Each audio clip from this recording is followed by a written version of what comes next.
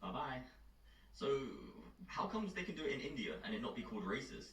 But the moment a British person, a French person, any European native does it, or Western native does it, it's apparently racist. And who covers that? 250,000 women More. minimum. More. Much more. Much more. Much more. What do you think? What do you estimate then? Well, if you've got Telford, let's look at Telford. Yeah. Telford has a 1.7% Muslim population. There's only 1,000 Muslim men there. There was 1,000 victims in that town from 1,000 Muslim men. Just in that town. Five are dead. Burned alive. 5 children dead. Oh. 1,000 victims. And these 200 men. How old are these little girls? From 10 to 15, 16. Really young. Oh, the problem is, once they get over 16, they're no longer seen as victims, because then they're adults. Oh, I see. So we only know, but in that. So then you don't know. Then we don't know. Oh, I see. So how many women are being taken? Right. How many vulnerable young girls who are 18 are being taken? But I know many. I know so many. But so look at that rape gang inquiry, which estimates 250,000. It doesn't talk about my town, Luton. So they haven't found any in Luton. There's thousands in Luton. There's thousands. The problem is, Telford gives you the figures 1,000 from that small town. The police identified 200 men involved in the rapes. That's 20% of the men, the Muslim men, raping kids. Now, the other city you've all heard about is Rotherham, right? Rotherham only has a 3.7% Muslim population. There's none in either of these towns. Rotherham had 1,400 children. So just these 2 small towns. Yeah. Now remember, every town that has a Muslim community has these gangs. So 250,000, I believe that comes from 85 towns. I believe. Every town. It's in every single town. So the numbers will shock. The rape gang inquiry, when you read it, you'll understand why they had to at every length they could destroy my name, because they all had Govan in Glasgow, which you might see just up there. It's on shadows of Rangers football stadium, just to give folks some geographical idea of where we are. And last night yet again in Glasgow, we've seen residents in this very street react to a situation that is just nuts. And it's got me thinking. I'll cover what happened here actually in a minute or two, and Alec Kearney, Alec did give some great footage. I'll maybe show a wee clip of that, explaining exactly what was going on here. And the locals reacted to a situation, and I've lost count. These protests in Glasgow started with Royston, Springburn, Postle Park, Cranhill, Castlemilk, Gorbals just last night and the night before, and then 2 nights or 3 nights ago, and then this latest one in Govan. And I think though, I might have missed some, by the way. That's not saying I remember them all, because I was on holiday when they started. Glasgow is just exploding, and again, nobody's listening. And that's why my fear is it's not going to get quieter or any less numbers as we get into the midst of the summer. And it's madness. Now what happened here, there was an Uber driver allegedly found by the locals getting in a close, I'm not sure what close, it's quite a long road here, and they felt that he was taking pictures in the back closes. So when they came out, there was a bit of a kerfuffle, and there was a bit of a scene caused. And as usual, police turn up, and as usual, a couple of locals end up getting arrested. And from what I believe, one was for saying something, another one I think might have been for a can of beer or something. Notified quite quickly what happened, and he fired down, and as you'll see with this footage, he was there pretty damn quick. So the situation is, we were along the road in Govan, and messages started pinging to people that residents had a Uber driver blocked in the close because they found him out the back door taking pictures of kids. He was witnessed deleting stuff from his phone and deleting his album. And I've looked in his phone, he volunteered it to me, and there was nothing in it. Which is probably unusual in some cases. He's denying it, but witnesses are adamant he was taking pictures of kids. They're absolutely adamant.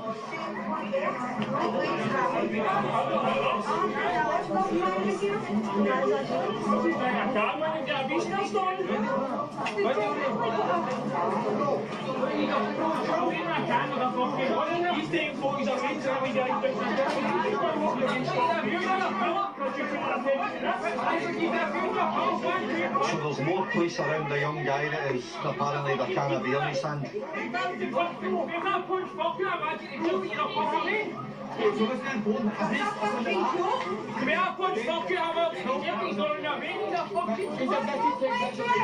So he's been taken to a van for his own safety where his phone will be hopefully checked, but he's already deleted the images. They literally, multiple women literally stood and watched them deleting his phone. If he had nothing in his phone, why would he delete it? This is the problem. This is the problem.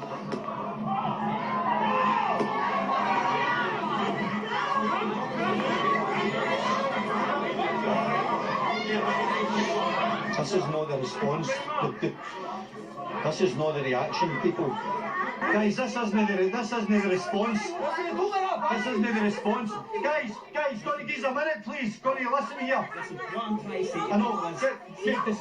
Guys, let's lower the voices, right? This isn't the reaction we want. We don't want people arrested. If there's something we need to investigate, I know, understand. we can't have the distraction. The whole city is going to erupt. People's temperatures are rising because multiple women have witnessed this guy deleting his album. His album's got nothing in it. I get what you're saying, but we cannot investigate. I understand that, but arresting young guys for maybe having a can of beer is probably not the best action. I'm trying to reason with you. Guys, calm down. Guys, calm down. Just relax. Don't play the game. Don't get yourselves in trouble. I'm trying to help you. Right, everybody just chill. This isn't... Guys, relax. This isn't the answer. Right, let them check his phone. If there's multiple witnesses seen him deleting his phone, give a statement to them. Just don't get yourselves arrested.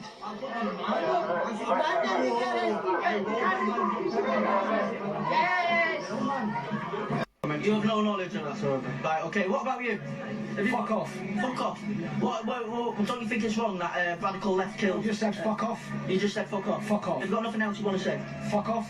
Fuck off. Yeah, fuck off. Can you speak English? Yeah, I was swearing. Fuck off. The Ann Whitaker murder being connected to stand up to racism. No comment, no idea. No. I'm just send it to your girlfriend's DMs, that's what I'm going to do. You're going to send it to my girlfriend's DMs? Yeah. Do not engage. What about the Ann Whitaker murder? The person who committed the murder was connected to your group.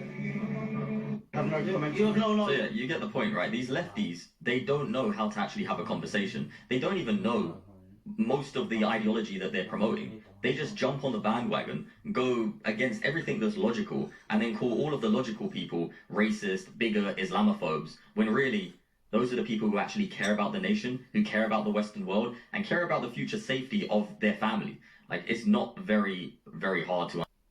Your country is going to fail. And if you don't stop people that you've never seen before, that you have nothing in common with, your country is going to fail. I'm the President of the United States, but I worry about Europe. I love Europe. I love the people of Europe. And I hate to see it being devastated by energy and immigration. This double-tailed monster destroys everything in its wake, and they cannot let that happen any longer. You're doing it because you want to be nice. You want to be politically correct, and you're destroying your heritage. They must take control strongly and immediately of the unmitigated immigration. Your country is going to... Deportation is routinely frustrated by a carefully designed maze of legislation, international treaties, and legal challenges. A Restore Britain government will repeal or amend the domestic legislation that prevents swift deportation. repeal the Human Rights Act, withdraw from the European Convention on Human Rights, and remove the Refugee Convention from domestic immigration law. It would also introduce what we call the Great Clarification Act, reaffirming that we in Parliament, in these buildings, have the final say over immigration policy, allowing Parliament to overturn court rulings that obstruct the democratic will on immigration. Veterans and experienced investigators. Europe's toughest Western fortress against radical Islam. Not Sweden, not France, not Germany. A country of about 6 million people, smaller than the population of London, has built a wall around its own civilization. Not just a border wall, a legal wall, a cultural wall, a political wall. Denmark tightened borders. They cracked down on parallel societies, passed aggressive anti-ghetto laws, banned full-face bails, banned prayer rooms in schools, slashed asylum approvals to a historic low, and openly rejected the multicultural model spreading across much of Europe. In 2026, Denmark is no longer asking whether integration will work. It's trying to prevent civilizational fragmentation before it begins. While Brussels still debates, Copenhagen has already decided. And in the spring of 2026, the country took one more step that almost nobody outside of Denmark saw coming. A step that may end up rewriting the entire European debate about Islam, integration, and the future of Western Europe itself. But to understand how Denmark got here, we have to start somewhere unexpected. Because the country drawing Europe's hardest line was, for most of recent memory, one of the most open and liberal societies on the entire continent. For decades, Denmark was the textbook Scandinavian success story, a famously generous welfare state, some of the highest levels of social trust in the world. Universal healthcare, free university, low corruption, and almost obsessive belief that the state and the citizen owed each other a fair deal. Foreign visitors used to write entire books about how the Danes seemed to have cracked the code of modern civilization. Immigration was part of that confidence. Through the 1990s and into the early 2000s, Danish elites largely believed that integration would happen on its own. Hand people language classes, plug them into the welfare state, give it a generation, and the new arrivals would simply become Danes. That was the theory. Well, the reality turned out to be very different. By the mid-2000s, Danish authorities were quietly producing reports that nobody really wanted to read. Unemployment among non-Western immigrants was running multiple times higher than for native Danes. Only around 55% of children from non-Western backgrounds were completing upper secondary education by age 25, against roughly 85% of ethnic Danes. Entire neighborhoods were forming where the majority of residents shared neither the language nor social codes of the country around them. Welfare dependency in certain immigrant-heavy areas was sitting at levels that, on a national scale, would have bankrupted the entire Danish model, according to figures published by Statistics Denmark. There were also internal Danish reports that quietly cataloged things that are rarely discussed in public European discourse. Honor-based violence cases, forced marriages, girls effectively kept out of swimming lessons or school trips, a patchwork of informal community courts settling disputes outside of Danish law. For a country whose entire social contract is built on individual liberty under uniform rules, well, that quiet patchwork felt less like cultural diversity and more like a parallel state being assembled brick by brick inside the official one. And the political class started doing something that almost no other country in Western Europe was willing to do. They named it out loud. That is the moment that Denmark crossed a line the rest of Europe was still pretending didn't exist. Because once you name a problem in those terms, once a sitting government writes it into official strategy documents, every solution that follows becomes politically possible.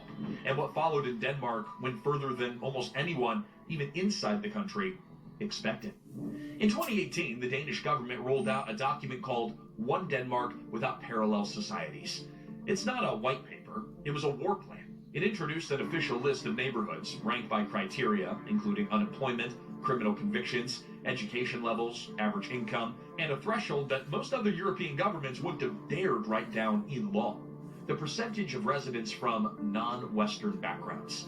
If that share crossed 50% and the area met enough of the socioeconomic criteria, it was officially labeled a parallel society.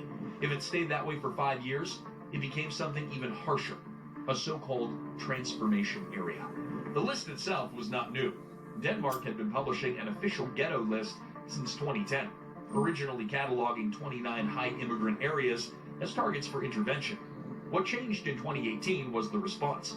Instead of pouring more money in, the government decided to physically restructure the neighborhoods themselves. And here's where Denmark went somewhere that no other Western government had been willing to go. The law required the public housing associations in those transformation areas to slash social housing by 40% by 2030. In practice, that meant demolitions, forced sales to private developers, long-term tenants told that their leases wouldn't be renewed, families uprooted from estates where they had lived for decades because the buildings themselves were being torn down to break the demographic composition of the area.